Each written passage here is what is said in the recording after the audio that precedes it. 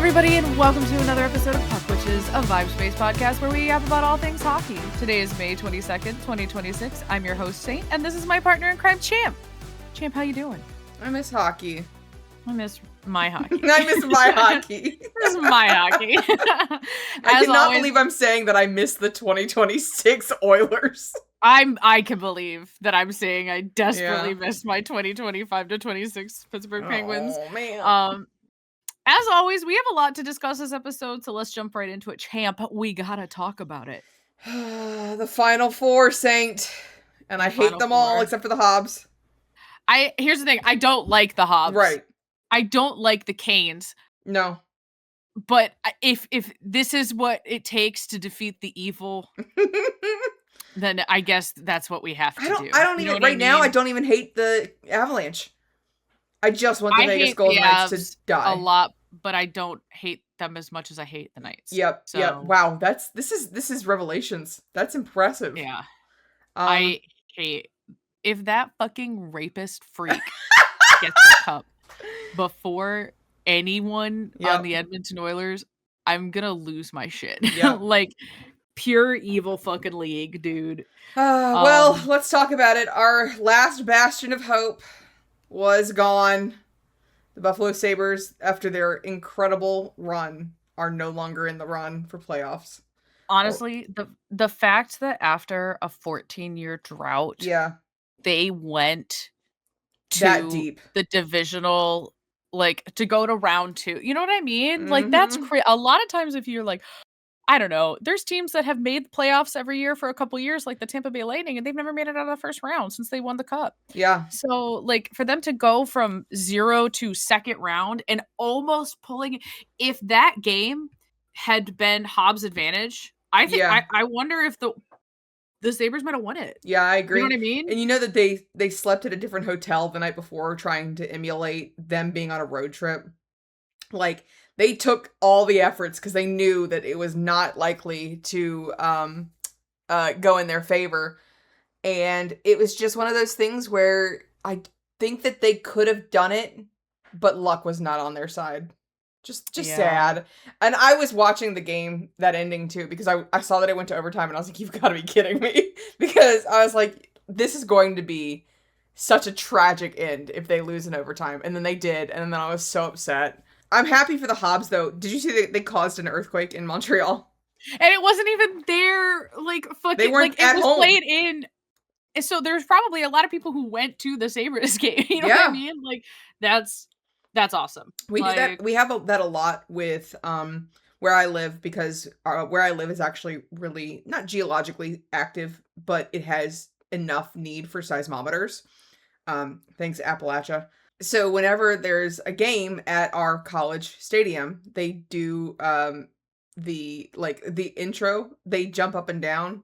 This is going to give me away, but it doesn't matter. They jump up and down, and it creates a small earthquake every single time. And I know that the same thing is for the Seattle Seahawks, is the football team. They've created earthquakes at their stadium too. Yeah, I thought it was cool. And I thought that seeing the crowds in the street, everyone on the planes going to Montreal, getting all hyped because their team won, that would have been me. watching Oilers hockey last year on the way to Texas. Man, I miss hockey. I miss hockey. You posted, I mean, like, do we want to talk about how the Canes, since they won the cup, are like, what, 1 in... Was it 13 in their last 14? 1 in 13. I thought it was more than that. I think it might be more. In the last 14, they've been 1 in 13. I think it was. Someone had posted. Oh man, I feel like I gotta look it up. Eastern Conference Hurricanes. Yeah, it's since they won the cup in 2006, the Carolina Hurricanes are now 1 in 17 in Eastern Conference final games. Yeah. Yikes. May 20th. Yeah. That's what I just found. It was it's 1 in 17 of the last 18. That's honestly insane. Like, it really is their kryptonite. Someone said, oh, look, that's so funny that Twitter knows exactly what I'm talking about. NHL Pens posted, Evgeny Malkin destroyed the Hurricanes so bad that his curse he put on this franchise is 2 decades long. Since this beauty of a goal in Game 2 of the Eastern Conference Final, the Hurricanes are now 1-15 in Eastern Conference Final games. So, and that was yesterday, on the 21st. It was that Spinorama top shelf one. I'll send you the link. Yeah. It's a beaut, right? Like, Yeah. it's a beaut. I'm mad, like, in the hockey gods world of existence, I do like to think that he dunked on them so hard that it has, like, broken. Cursed their franchise. Yeah, cursed their franchise. I think that's very funny. I have to wonder if it's true now, because this was, like, apparently the other stat is that the last 4, or I'm sorry, they're the 4th team to have longer than 10 days Yes. in between their series, and all 3 previous teams lost those series. I would not be shocked, because the Habs are so freaking hot right now. They scored 4 goals in 11 minutes.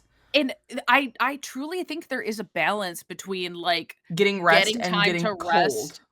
Yeah, and I think they've gone ice cold. I would be shocked. Someone said you could have sent them to Worlds and have them come back. Yeah. Like, I do think that there is a, like, you're right, there is a balance there. But I don't think it will be as well, I could be completely wrong. I was gonna say, I think the Canes probably will bounce back a little, but I don't know if they ever come back. Like, that's a long time to be off. They could have gone on vacation to the Bahamas. Like, literally. It was, what, May 9th to May 21st? That's insane. I wish I had that much time off of work. And I know that they were doing stuff in between. It's not like they just sat around on their asses doing nothing. But still, 4 goals in 11 minutes. It's crazy, because isn't that, like, that's more than anyone else has scored on them. And it, like, the Flyers and the, who else did they fucking face? The Sens, was it? Yeah. Like, nobody else, like, neither team scored. And it was, like, the fact that it was double sweep and nobody was able to fucking score on them. Someone was like Carey Price after seeing the Habs finally able to score. So bad. It's so bad. It's one of those things where maybe he was the curse, honestly. Because I feel so bad for Carey Price. He did not deserve all of those years. No, he deserved a cup. It's I know. Crazy. But I just have to wonder, because, like, if the Canes are this cursed and they lose again, do you fire Rod Brind'Amour? I don't know, because, like, he's such a player's coach. Yeah. That, he's not lost the room. It's like they have a mental block, though. It sort of reminds me of the Pens in the 3rd period this year in the first, like, half, if not even, it was quite a while, actually. For the majority of the season, it was only except for after, like, the March break, after Olympics, they suddenly were able to play in the 3rd. But before the Olympic break, it was psychological that you have to wonder if they've, like, the narrative gets crafted around it, and I think a combination of them resting for too long, and then I don't know, like, you also have to wonder, like, with that psychology aspect of it, did the Canes expect things to be a little too easy? Yeah, especially because the Habs were I mean, they've gone to 2 game 7s, 2 overtime game 7s. Yes. Like, that's exactly right. Like, you know what I mean? Like, the Canes had sweeps. They had tons. They cleared. It was fucking cakewalk for them. Yeah. So they're like, we're well rested. Everything's great. We've got this on lock. And then you have the Habs coming in desperate. Well, they're also just, like, they're feeling themselves. You can tell. Yeah. And then just, like, psychologically, they've got the mentality of, like, I don't know, all business of, like, I don't want to say all business, but there is just a difference of, like, they've had to fight tooth and nail going through 2 game 7s to get to here. And you have to wonder if there's just that little more of, like, a feral dog mentality versus, like, I said, I miss the 2024 Oilers. I know. Ripping pieces. But yeah, I do have to wonder what portions of psychology had to affect. They are not going to fire Eric Tulsky. He's been an incredible GM for them. I don't know if they fire Rod, because I feel like he's a fantastic coach. I don't like him as a person. I do think that he's a fantastic coach for his guys. You know what I mean? Like, they will go to war for him. Except if that war is the Eastern Conference Final. Yeah. I don't know. And he's also been one of the coaches that's been around for the longest. Like, it's John Cooper and then him. So if you fire him, A, where does he go? Because his style is very specifically Canes hockey. And B, like, I don't know. It just feels very, very. It's a hard position to put people in if the Hurricanes can't wake up, right? If they cannot get themselves together. And we know that the comebacks are borderline impossible after like game, like you can lose game 1 and 2. If you don't win game 3, yep, that's it. You're done. Over. It's over. Like it's just, you've got to win game 2 or game 3. You cannot win game 4 and have the comeback. It just does not happen in this day and age. I think I'm not saying it's impossible, but it's just so statistically unlikely. Yeah, I mean, and on the other side of the league, Cale Makar is out again for the Avalanche. Oh, I can't believe you're making me want Cale Makar to be healthy. I can't fucking stand it here. I know, but like this is a shakeup for you. I hate them so much, and this just makes me hate them more. Really, you motherfuckers can't do this? Yeah. Really? Oh yeah. God. Like this is. I want the building to explode. I'm not even joking. I really don't want anybody to win. I want it to be the Canes and the Habs again for the Stanley Cup final. It's just really unfortunate because, like, I don't want Vegas to go anywhere. I want them to fall into a cesspit and die, and we'll talk more about them. This is going to be another Vegas episode because they pissed me off so bad.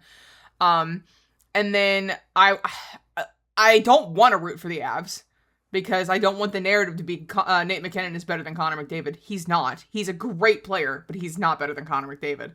So I don't know. I'm just and here's my question, Saint. Are the Avalanche Cale Makar merchants? It's so funny because I'm such a Cale Makar hater. Yeah, I know.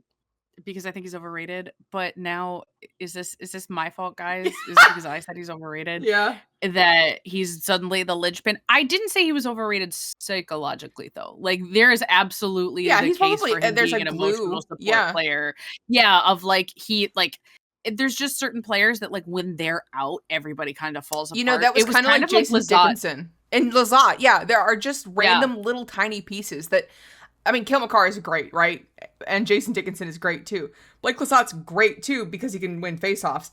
But, you know, I wouldn't say Jason Dickinson and Blake Lizotte are, you know, insanely key players for the team itself. Like, they're great and I don't want them off, but you look at them by themselves and their stats are good. They're not like, it's not a Cale Makar stat.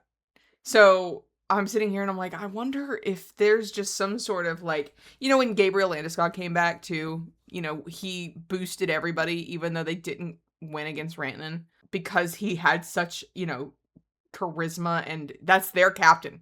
It's the same thing with, you know, Cale Makar being out. Well, when you're out, it's hard to get out of that mindset. So I don't know. I need him back. I think it's a shoulder injury. I think that's what I was watching on Avs Twitter. Because apparently now that I'm rooting against the Avs, against the Golden Knights, because I want the Golden Knights to fall into the ocean and die, that I get a lot of Avalanche tweets on my page. Again, I don't like the Avs, but I'd rather them win. Sometimes we have to join forces with evil to defeat a bigger evil, okay? It's just how it is. Yeah. Man, I know. But speaking of people we want to win things... Wait, hang on. Pause. We'll get there. Final four of... We are now at the Eastern and Western Conference Finals. We have the Final Four set. Who wins this year's Stanley Cup out of these four? I need it to be the Habs. Because, listen, I need it to be the Habs because I need them to break the Canada curse. They don't need another cup. They've had enough. Yeah.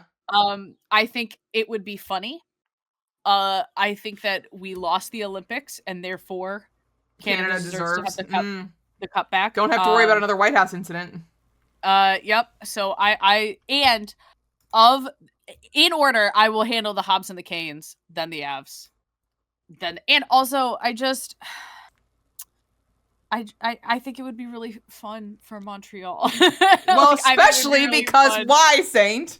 Because the Montreal Victoire won the Walter Cup. Yay! First Canada team to do it. Yay! They broke the frost streak, and I was so fucking hyped. I was like, please don't let it be Ottawa. And it was so cool that it was both Canada teams, which never gets to happen That's anymore. never gonna happen in the NHL. Never, especially not because 5 of the new, or like whatever, all of the new ones except for Hamilton in the PWHL are U.S. teams instead of Canadian teams. So the Canadian teams are at a disadvantage again.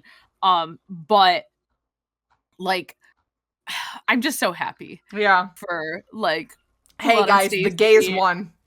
The gays won. That was everything. Like, that was everything to me. Like, getting to see them celebrate on the ice and like, yes, I don't know. It was so hard fought because of just like the injuries and the scare. It was so cool. It was so cool. I'm very, very, very happy. I think it would be the sickest thing ever for both the Habs. That would be, I think the city would implode. Did you see that Flava Flav invited the Victoire to come and party with him? Good for him. Yeah, that man's a real one. He's a real one. Now here is one thing that I don't know if you saw it, but it's my favorite vocal strip this week.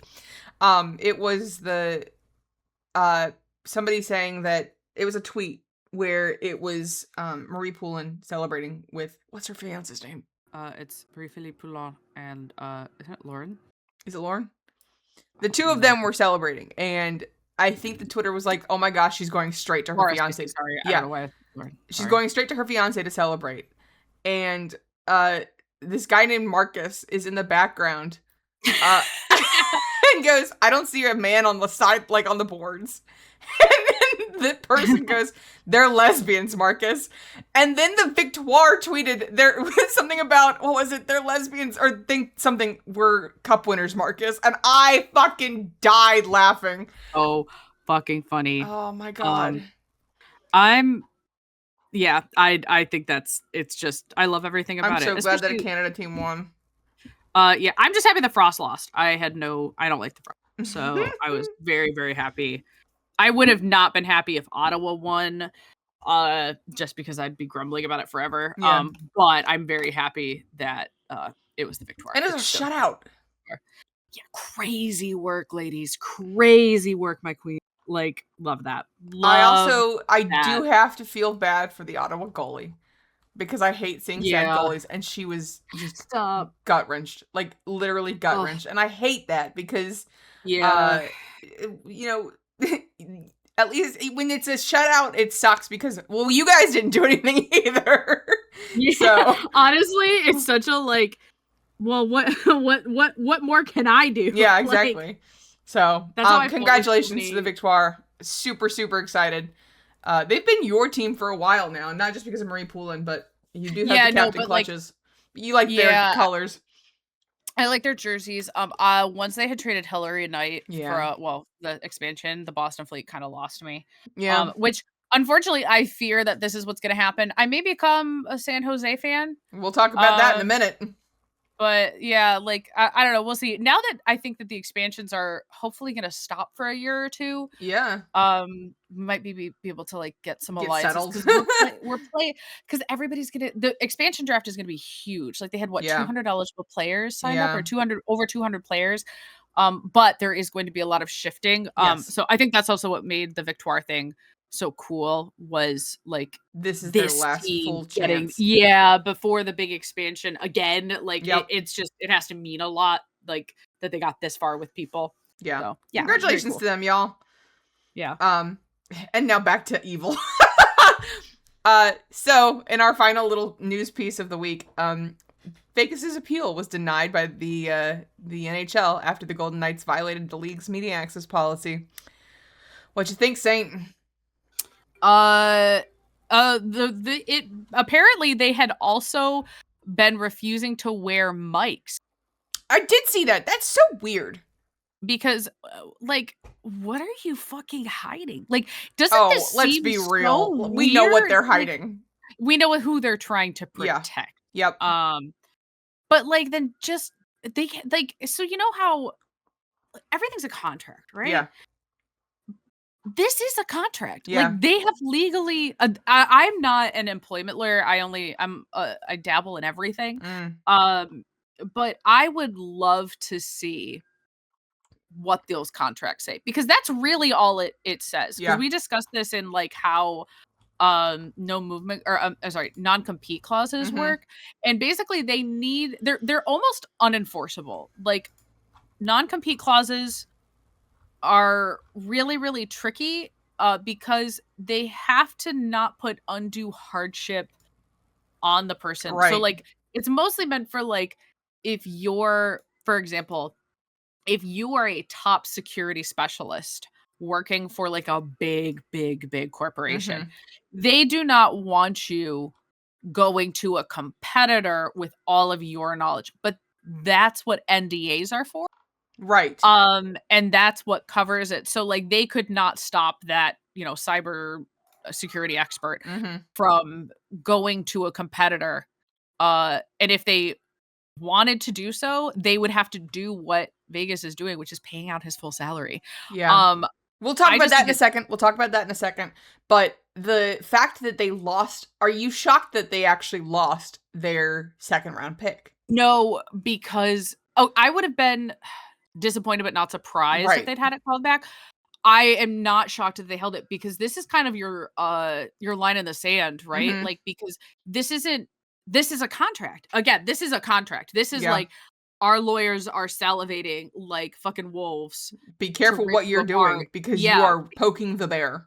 Yeah, I think that the Golden Children's have their like, I don't know, protections have kind of run their course. Yes. Um and as they should.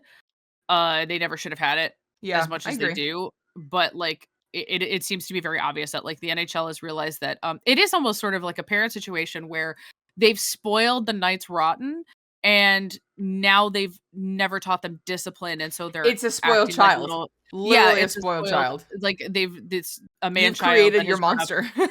Yeah, exactly. I'm like, "You did this by letting them get away with shit all the fucking time." So Yep. they think that they're above the rules that are everyone else is beholden to. Yep.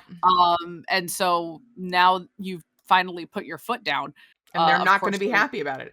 And I yeah. actually want to say, I feel like a bunch of Vegas Golden Knights fans, again, because the Oilers are not on, everybody's bored on Oilers Twitter, so I'm getting other people's tweets. All of the Vegas fans were actually very rational about it. They were pissed that John Tortorella didn't speak to the media.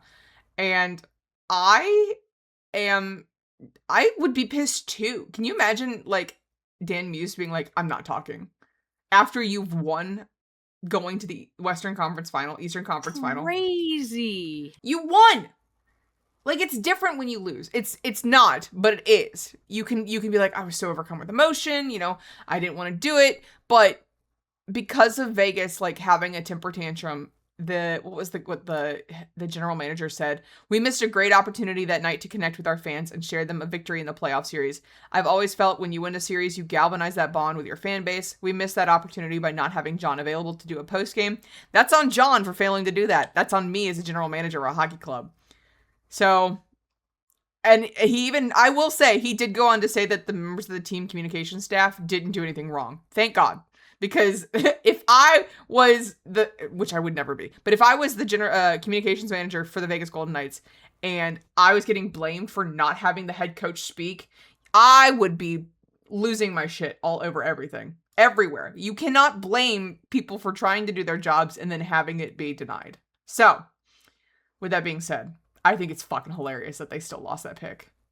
Yeah, I think it was deserved. Like Very. I think it was very, very deserved. Because I would be interested to see the full list of infractions. But it seems to me that was the straw that broke the camel's back. Yeah. What happens if they keep doing it? Like, Because, you know what I mean? Like, yeah, it, I like mean, because those are like, again, it's in contracts. They're violating contracts. yeah. What? So To protect usually to protect a piece of shit. to protect two different rapists, because Mm. it was also Brett Howden, Howden that yeah, was in there yep. too. Lest we not forget that piece of shit. So to protect two sexual predators, you're blowing up all the goodwill you had What with your own goodwill? fans, Okay, with fair your own enough. fans. Fair enough. Because that's got to be really, like you said, it's got to be really infuriating for the Yeah. fans that like you're excited, you want to see like the locker room, you want to see like, you know, The It's Vegas just Golden Knights haven't been weird. back to the Western Conference Final in at least 2 years. Yeah, I think it might be I 3. just No, because 2 years was 2023 because that's when they won their cup. yeah. Yeah, so I mean, I don't know. Yeah. I think that they have dug themselves into a PR hole, and it's only getting bigger. But we'll talk about that after we hear from our sponsor today. We do have a sponsor. We do indeed have a sponsor. Today's sponsor is Saint Astra. Twitch streamer, cosplayer, and artist. You can support her by purchasing from her Etsy or subscribing on twitch.tv/Saint Astra. Use your free Prime sub and get access to awesome emotes. Saint Astra's Etsy also sells a variety of jewelry, decorations, and trinkets. Everything is handmade and crafted with the perfect balance of love and spite. As a member of the Puck Witches Coven, you can use code PW100 for 10% off your order on any and all items on Saint Astra's Etsy. No limit, no minimum, and you can use it as many times as you like. All proceeds go directly to the Saint Astra Hockey Off-Season Fund.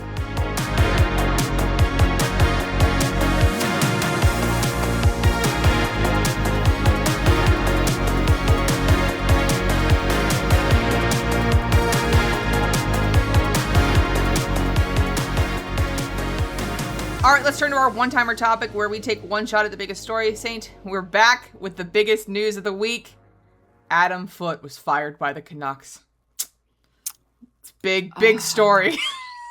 Sure.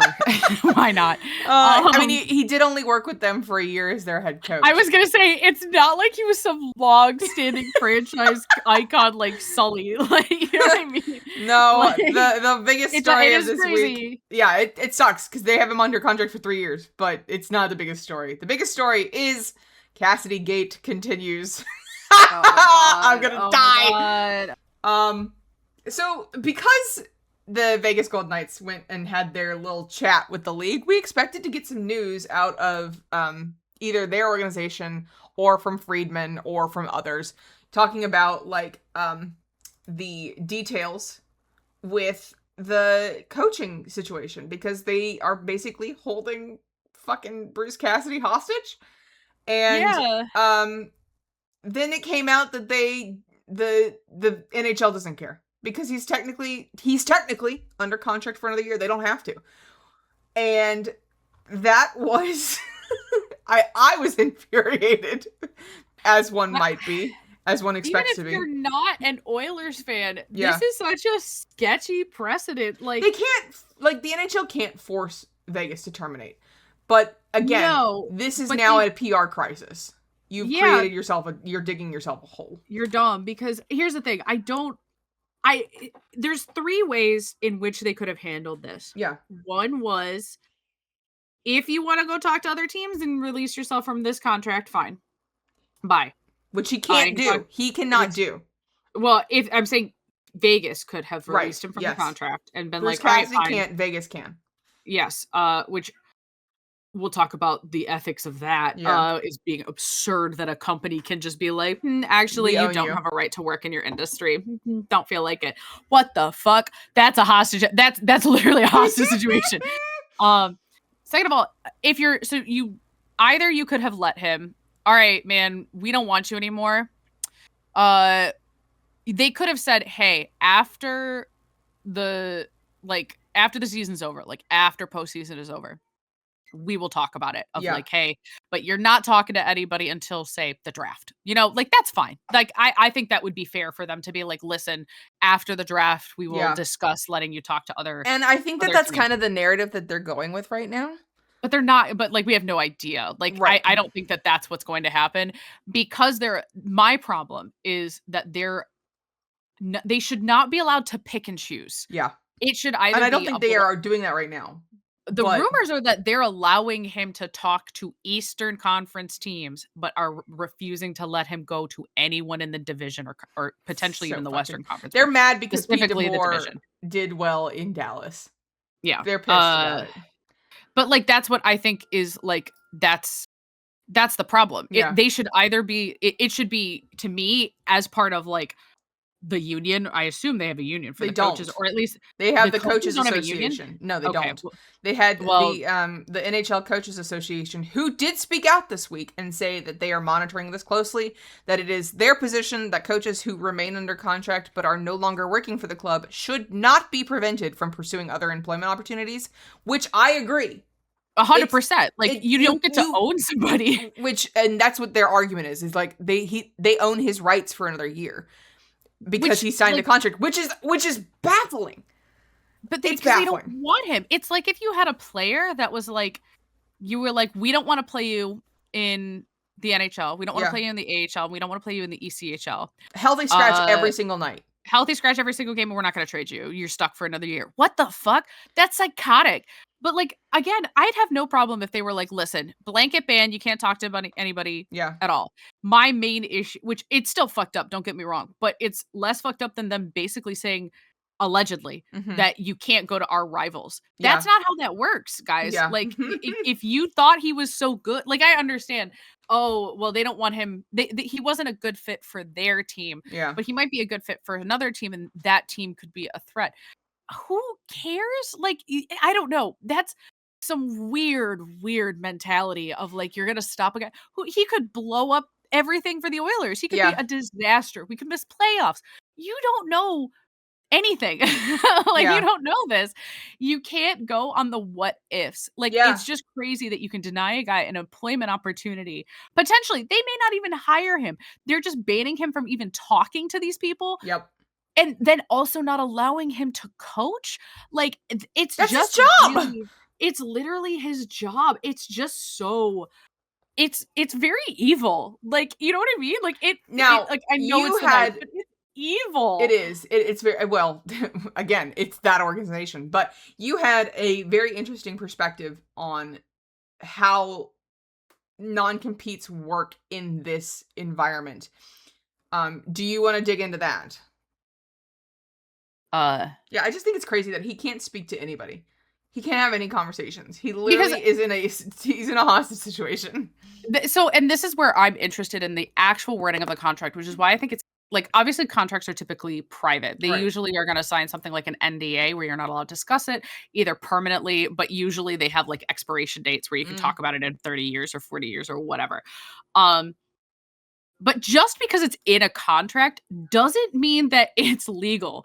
Like, I think people mistake contracts for being like a binding, lawful agreement, and right. that is not the case.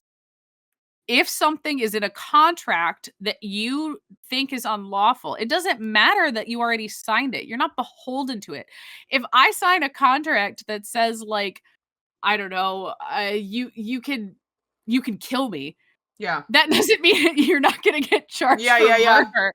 That's literally a thing that's happened. Like, if someone brings his contract, right? So if Cassidy wanted to, if he brings his contract to a lawsuit where he's arguing that this is an unlawful non-compete clause. This is just theoretical because we Yeah. don't know what the actual clauses are in his contract. We don't have that information. Um, but a judge or a jury is going to be the one who decides whether that contract is lawful or not. Like, this is like a precedent thing. It happens Yeah. all the time where contracts are brought before a judge or jury and they go, "No, that's not lawful. Release him. Let him go talk to other people." Yeah, Like, that is exactly. potentially where this could go. Like, for example, in New York, well, actually the FTC completely bans Right. non-competes. Like, And I the have federal to wonder, I wish we could talk to someone who knew sports law. Maybe that's what we look into for off season.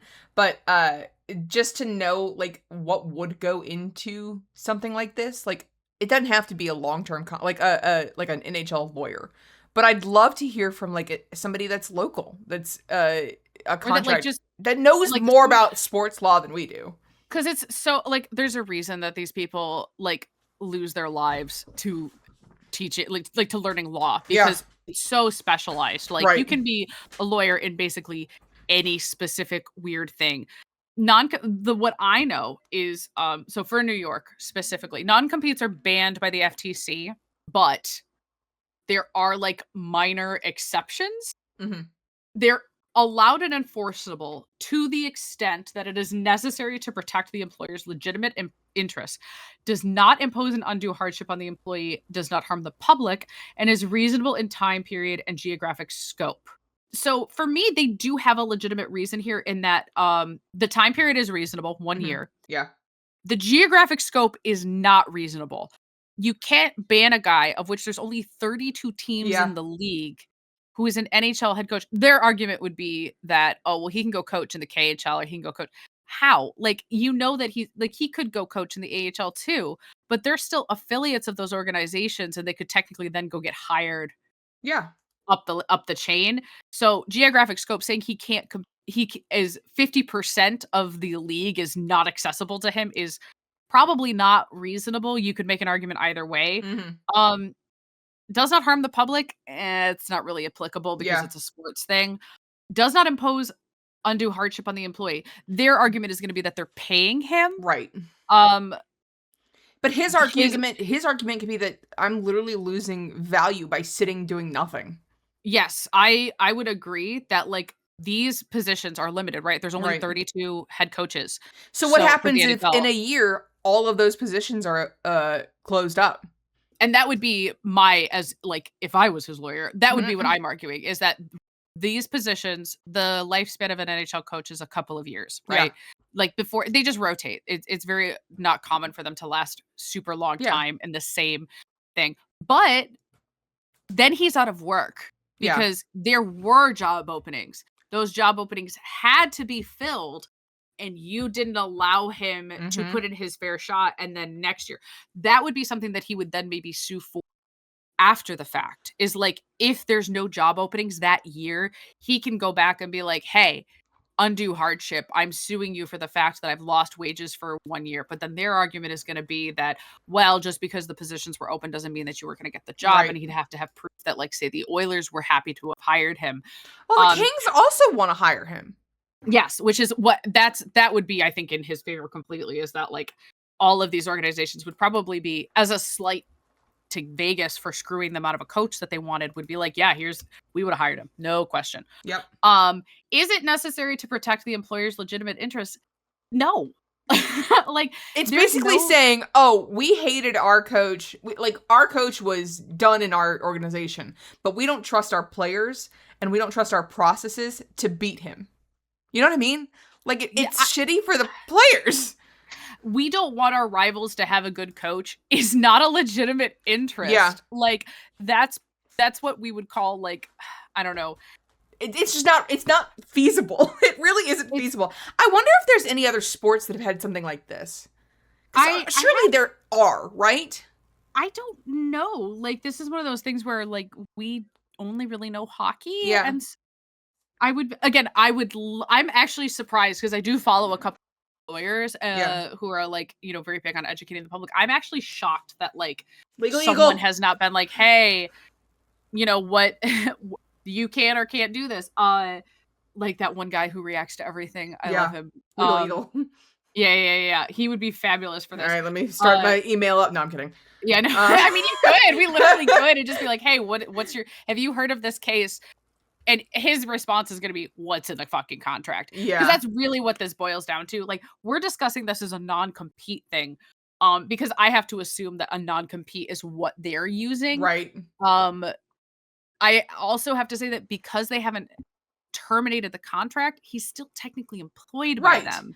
But it just feels Um, so scummy. I Like just don't. obviously Vegas is well within their right because of what they have done in the contract, but I have to wonder if this now starts becoming a clause for most coaches that they're like, if I get fired and I find a job opportunity, you have to let me out. It would, to me, it would be a case of I would absolutely, if I was a coach, have my lawyer make a clause like that of, like, Yeah. and I understand to a degree the Knights being like, hey, Tortorella could fucking suck for the rest of this, and we're gonna, but what are they gonna do? Keep him? Are they gonna keep Cassidy? Yeah, like He's already what if well, like, and that's why I feel like we have to let it rest Oh, until I agree. whoever wins the cup. There's nothing that Once we can do. once that cup is run and it's officially off season, the game over. Like, Yeah. I You think don't have that an excuse anymore.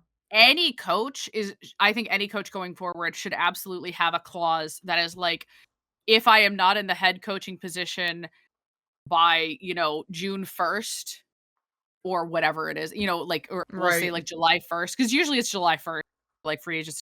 So say if I have been relieved of my head coaching positions as of July 1st, my contract is terminated and I am free to seek employment elsewhere. Whatever legalese you need to spin that. Yeah. That would be what I would do. And going forward, have to imagine that the Coaches Association is going to recommend that because they usually do have like recommended contract terms. Like not like guidelines, you know what I mean? Like it's internal documentation that they would like even if it's not a union, any group like that usually is gonna be like, this is what you should probably have your lawyer look over. Now I do find lawyers are looking at it too. Like I have to imagine his lawyer is pissed off, or his agent, like whoever's handling that side is like, bro, what the fuck? I did not foresee this mess. Now I do think it is interesting that Vegas fans are like, you fired the coach and now you're keeping him. And I want to quote Sin Bin Vegas of they'll have to live with the fallout, where they're talking about the organization, and a half-baked excuse instead of a clear explanation won't help in the eyes of the public. It's yet another example of the ruthless nature that prioritizes nominal upgrades over human beings while continuing to further their unsavory reputation. They had an impact on their own fan base. It will likely have an impact on hiring the next coach, and it will continue to have an impact on their standing with the rest of the league, both the fans and the organizations itself. And then there was another hot take. Well, it was not even hot. It was lukewarm. But feels like Vegas is digging themselves a pretty massive PR hole with this whole thing for no good reason. You're scared of the coach that you fired could help an opponent. Well, you probably shouldn't have fired him then. And I am all for, if it's not working out, getting rid of a coach, right? Like, you can't expect to have a coach live throughout the breadth of their contract. It just doesn't happen. However, if that's the case, then you can't also hold them hostage. Like, again, I feel like it's so, like, people are, like, talking about it in terms of, like, oh, he's not the coach. We can't get him for the Kings, and the Oilers can't get him. This man is literally being held hostage by an organization. Cannot work elsewhere. That's fucking absurd. We live in the land of the free. Fuck you, Vegas. Like, what? I know we don't actually. I know we live in a fucking hell state. Thanks, champ. But for the bit, like, there are a bunch of old white men in a very elite organization with a ton of money. Freedom is supposed to apply to them. Yeah, exactly. Anybody else? No. No, but at least them. There was a new RotoWire study that revealed the most hated NHL team by state. And we been knew it's Vegas, right? Yeah, it's funny that I saw the reactions, and I mean, we know that there's some like weird stuff around here. I do think it's funny that Texas supposedly hates the Avs. Well, that rivalry has lived forever. But it's funny to me more that the Avs hate like people were saying that they think that's weird, and I'm like, no, that's normal. And the whole thing for a like couple years now, like 10 years. Yeah, like I was like, what are you talking about? Like, that's a very believable. Like, people were saying, oh, I can't believe, like, why do Colorado and Texas hate each other? I'm like, dude, this has been like, this is a genuine rivalry. Yeah, of like, that's a good rivalry. It's now the Lightning and the Sabres. Like, this is like they're in the same division and they're beefing it out. Like, I do find it funny that half of the East Coast hates the Penguins. Half is pretty, well. Let's be real. 1, 2, 3, 4, 5. Yeah, half. 5.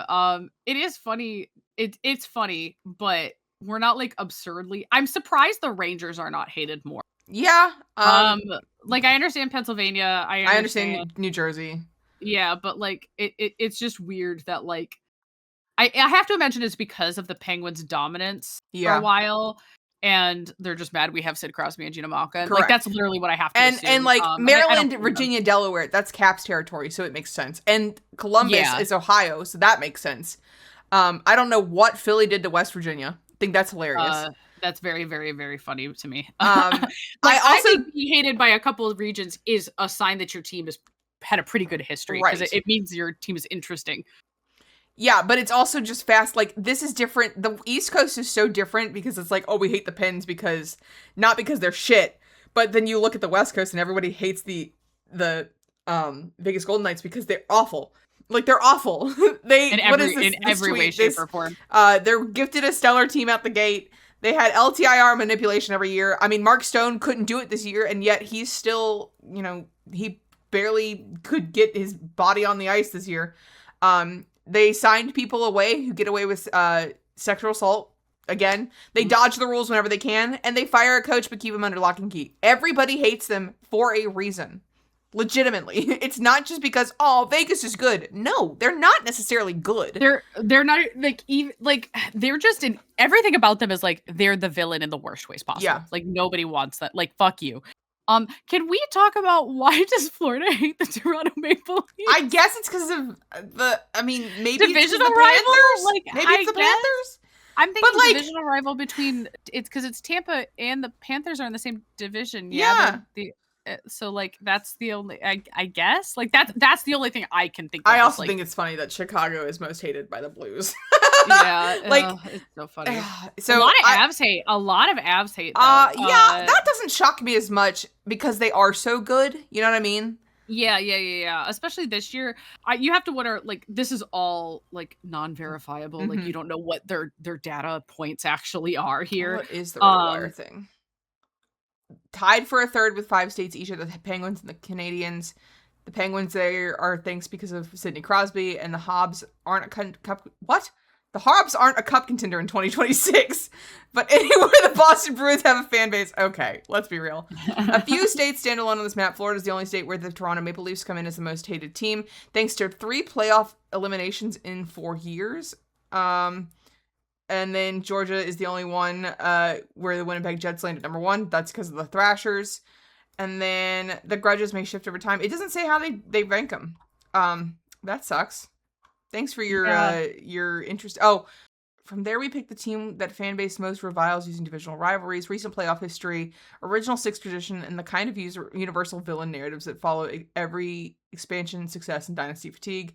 We ran this for all 50 states because hockey hatred is the most regionally distinct in pro sports, and the answer says as much about the hockey culture as it does standings. But so how are they? How are they? I guess it has to be, where's the data? How are you? Because I'm a part of the Penguins subreddit, right? Right. I'm not from Pittsburgh. Yeah. You know what I mean? Like I always assume these data like maps are bullshit to a degree. So I'm very, very interested in how they like aggregated this data, if there is any genuine data, or are they doing more like man on the street kind of vibes? Yeah, it just. What happens when you click it? It doesn't show any details? No, it's just hovering over it. I don't know. Okay. That's just weird. It's just weird. I don't know. It is weird. I just want to see. I just want to know. I like that the Oilers are on there. Very funny. I like auditing things.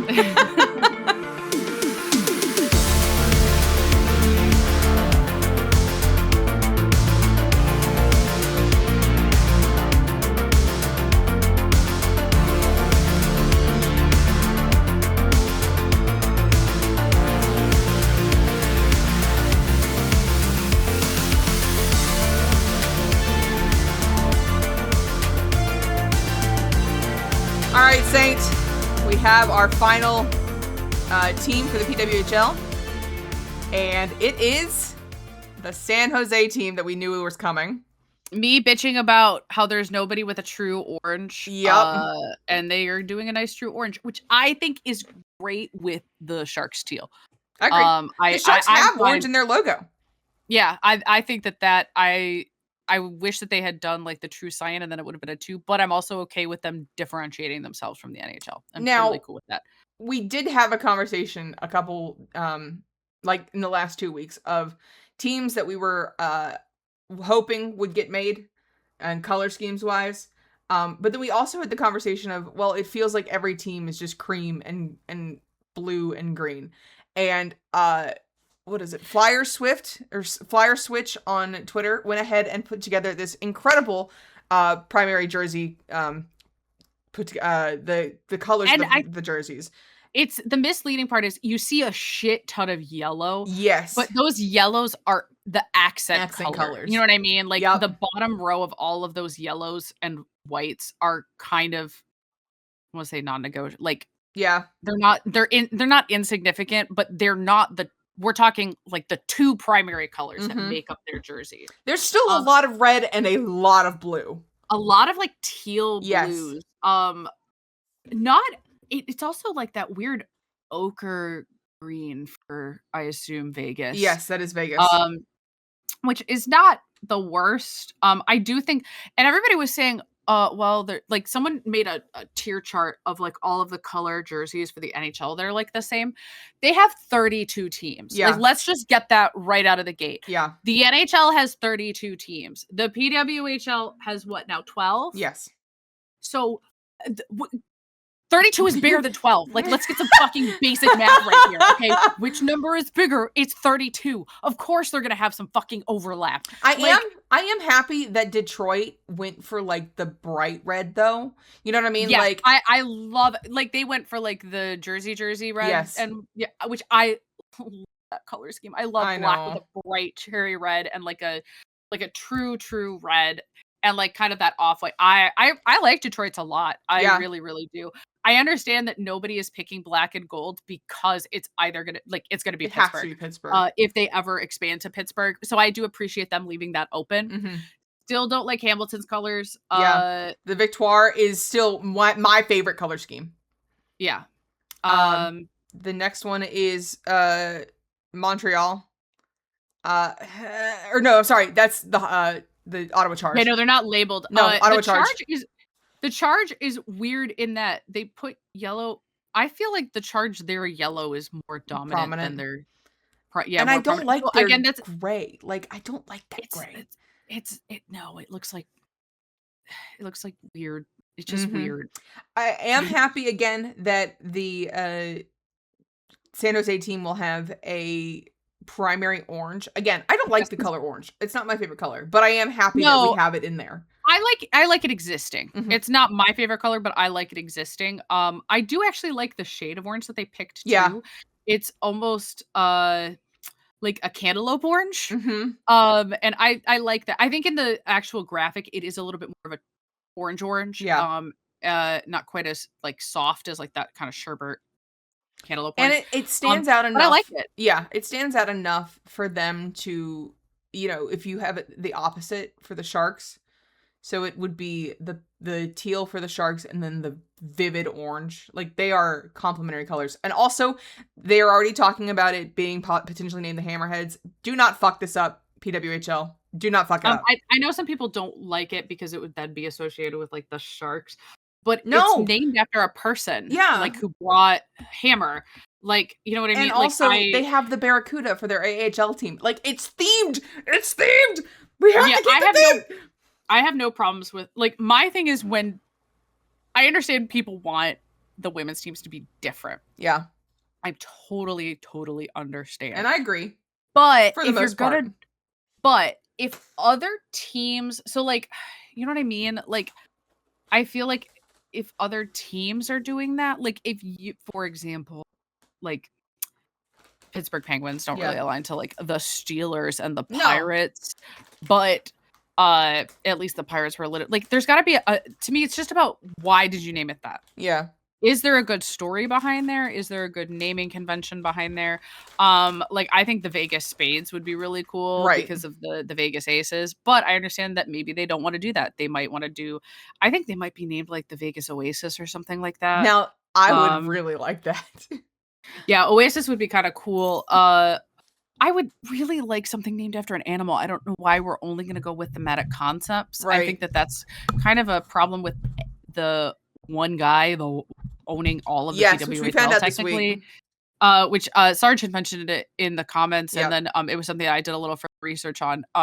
Our frustrations at them not expanding, like as a fan base, not expanding to certain cities, is likely to become a bigger problem in the future because of this ownership model, where Right. it's one dude owning it all technically. It's Mhm. not well, I don't say one dude because they're all co-opting ownership, but it does not follow the traditional sports franchise method. Right. And that is why certain teams didn't happen. Yeah. And why you're more likely to see this PWHL takeover. I feel like you're more likely to see that happening if they're smart in cities like Calgary and Edmonton. Mhm. It might be a little salt in the wound because I know that fans in those areas probably wanted it, like Denver and Edmonton and Yeah. Calgary. But like it was it just business. Like this really just came down to it's business that you had to have, I guess, agreement for the ownership terms, Yeah. and most cities and or venues and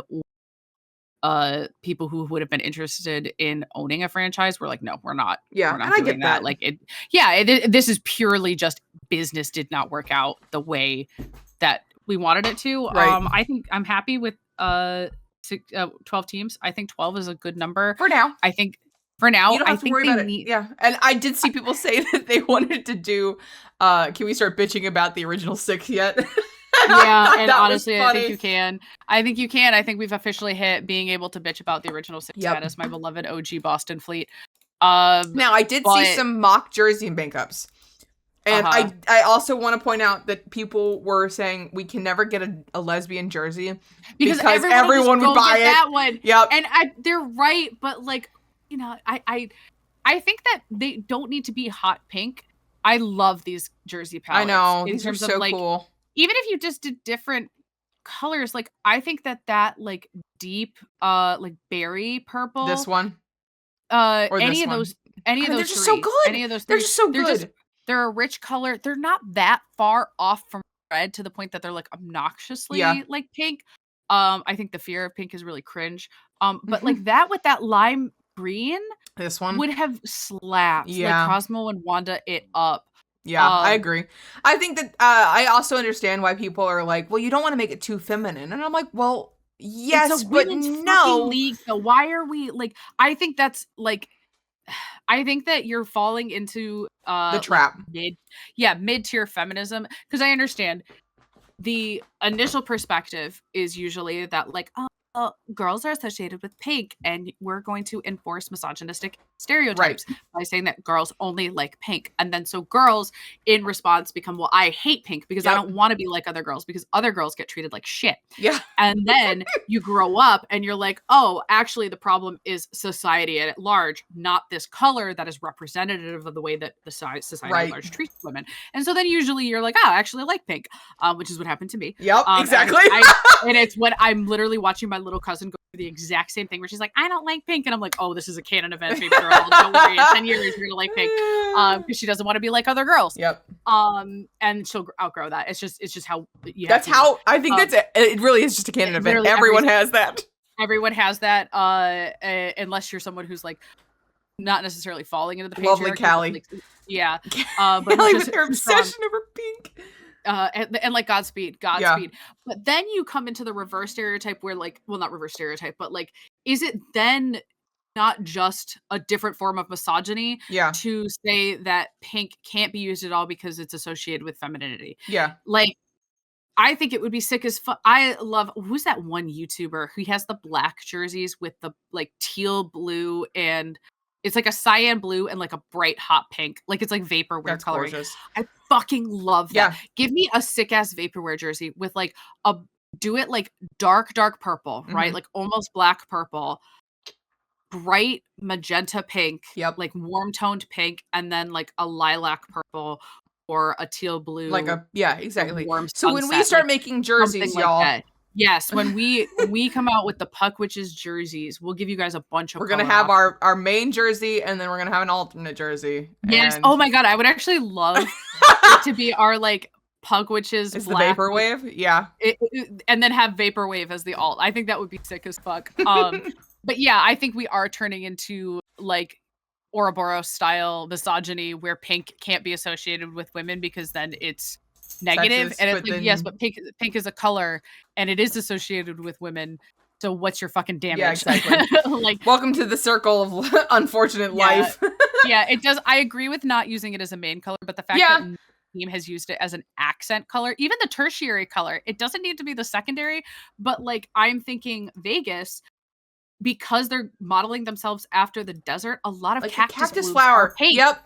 Cactus blooms are a lot of the times pink. So why would you not go for like the nice golden yellow, the like ochre green or whatever they're going for that desert green, and then have like a cactus pink as their tertiary color? That would make too much sense. So they won't do it. All right, let's move into sportsmanlike conduct. Where we spin the wheel to pick our team of the week, and no matter who it lands on, we have to say something nice and spread a little love on the ice. These aren't the cool teams for the PWHL. Sad. Sad. All right. Maybe we'll do PWHL for like special editions. All right, let's spin the wheel. Oh man. Oh, man. Oh no. Oh no, you fuck. I hate greatness was right there. Greatness was right there. This week's one away. This week's sportsmanlike conduct is the Philadelphia Flyers. Oh man.